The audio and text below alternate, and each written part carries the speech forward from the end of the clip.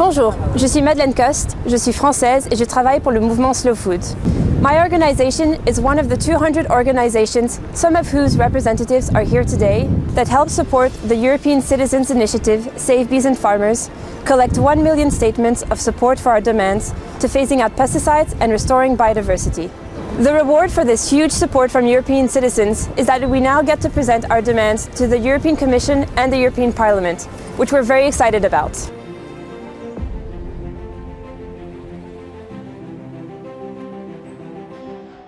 The European Citizens Initiative is the only democratic tool the EU offers its citizens.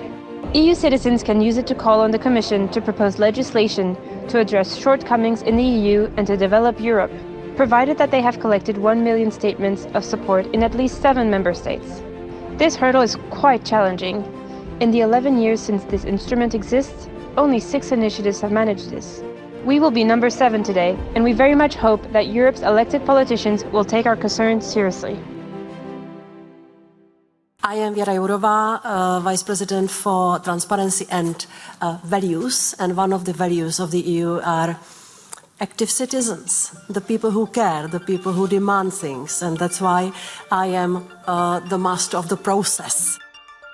Dear organizers, your initiative is an important contribution to the debate about issues that concern all of us, namely how can we secure our food production while protecting the environment and restoring its biodiversity, and how can we ensure the economic resilience of farming and enable farmers to play a key part in the transition to a more sustainable agriculture. Mein Name ist André Prescher-Spiridon, ich bin aus Deutschland und arbeite für den Bund für Umwelt- und Naturschutz, Friends of the Earth Germany. In dem Zusammenhang habe ich auch eben für die Europäische Bürgerinitiative mitgearbeitet. And I'm particularly happy that we have the overwhelming support of the scientific community. And therefore my expectation today is that this voice of science is heard by the decision makers in the European Parliament.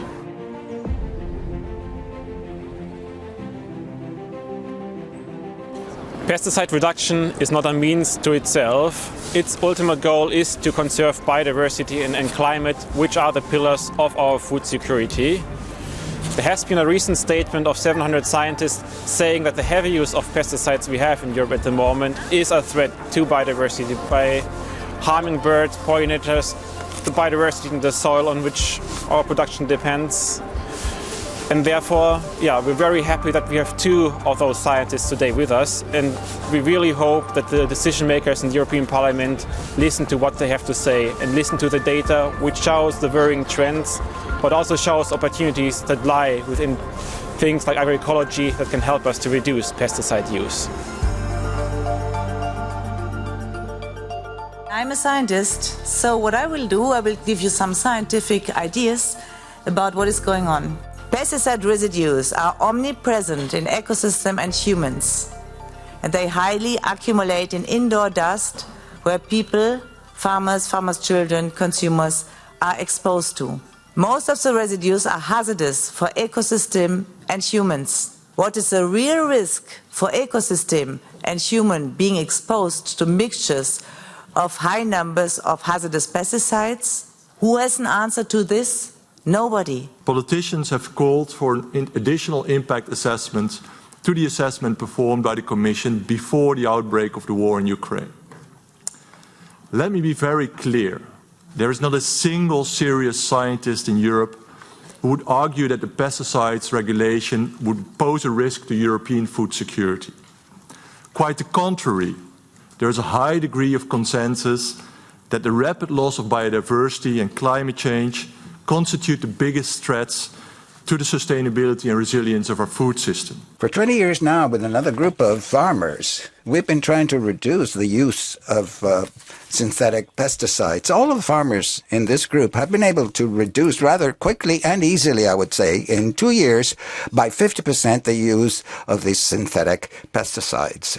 Agroecological systems have this very strong and quite fast influence on all kinds of biodiversity. Even after 1 year of the implementation of this system, you can see biodiversity flourishing in the farm, and that impresses also the farmers themselves. Hola, me llamo Noa Simón y soy investigadora de abejas y toxicología medioambiental. También soy la directora científica de la ONG BeLife, que es una ONG de apicultores protegiendo polinizadores y medio ambiente. My expectations for today is that we succeed to convince decision makers about the importance of the ECI demands and understand that we cannot take them from each other. They need to be all of them taken into consideration.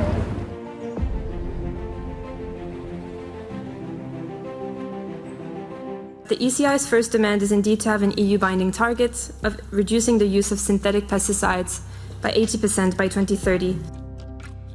And what we would like to see is really coherence. Coherence in all the European Union and the countries, let's say, that are paying enormous amount of money for restoring nature at the same time as we are also giving money to destroy this nature. It cannot be understated for us how important this third demand is to support farmers in their efforts to transform towards a more pesticides-free and a nature-friendly farming practices.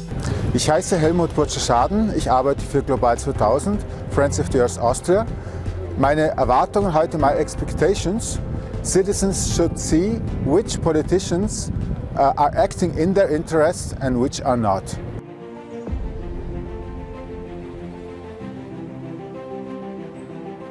What distinguishes our ECI from previous ones is that since last summer, two legislative proposals are on the table, one on pesticide reduction and one on biodiversity restoration.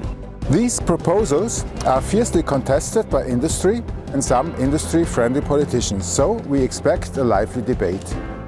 I don't believe that we should be having debates about banning synthetic pesticides. I don't know if that really brings us further. What the Commission presented now with the sustainable use of plant protection products is so important, and I just want to echo what the initiators said. It is clearly not helping if a major political group, the EPP, says with fake arguments that we do not have to do anything about it. We have to act. I did not like a comment that one of the speakers had that said we shouldn't be influenced by suppliers because their profits were on the decline. I don't care about suppliers. I am interested in farmers. Even a much lower ambition is under attack by the vested interests who make billions of selling their chemical toxins. The Commission has heard the message loud and clear. Our citizens want healthy food without pesticides. Thank you for this very lively panel. I think views are not always converging, but we still see a pathway, and we will have to find a majority to vote this text on sustainable use of pesticide with this minus 50% objective. We bring bees as pollinators to our farm, and I can say that in the course of the last 30 years, we haven't had any problems with bees. I'm grateful for this initiative. It's important. Let me end with a warning about a mistake that is being made, and the mistake is that these regulations, if we think that we are going against food safety, then or food security, you've missed the point. We're simply cutting off the branch upon which we're sitting. The decrease in biodiversity, destroying groundwater with nitrates, the destruction of soil, climate change, this forces a rethink. We represent the citizens. At the end of the day, that's our role, representing the citizens. So once again, I'd like to appeal to all of my colleagues to work constructively on this legislation, not to block this. The Commissioner for Agriculture has actually said that in this present situation and with these scenarios, those two strategies would have to be put off. Thank you. Transition is the magic word, meaning if we want to preserve the world as we know it, we have to change the way we deal with it.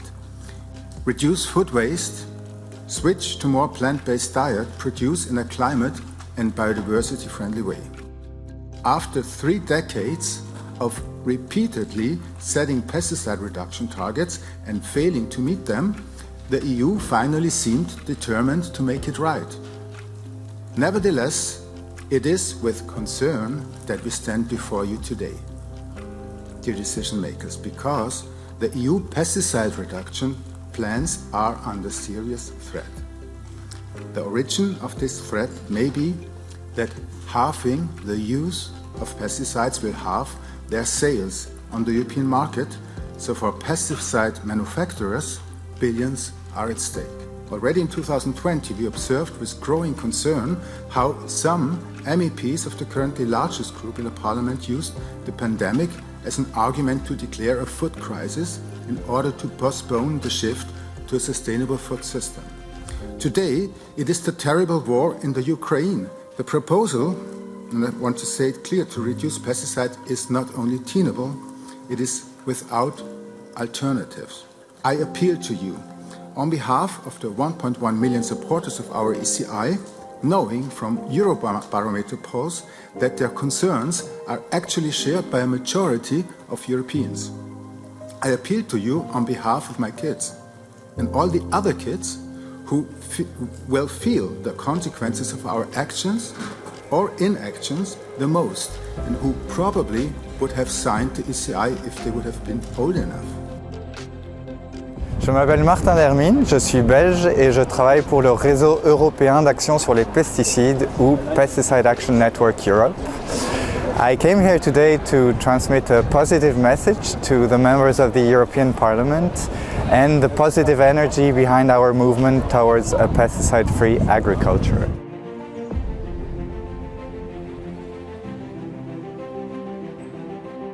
Pan-Europe has been working for more than 20 years towards a reduction in pesticide use, and never before has it been more important to reduce pesticides, protect citizens' health and biodiversity, and never before have we been as close as now to meeting our goals. Today, 1.1 million EU citizens are present in this House. They demand to stop pesticides and to start working with nature, not against it. By supporting measures to transition EU agriculture towards agroecological practices, you will not only better protect our health, that of our children and grandchildren, as well as the environment, but you will also help reconcile the farming community with the rest of society. Farmers should not be seen as polluters or destructors. They should be seen as the basis of our good health and our future. Farmers should be seen as heroes by the society. Let us act now. We count on your support.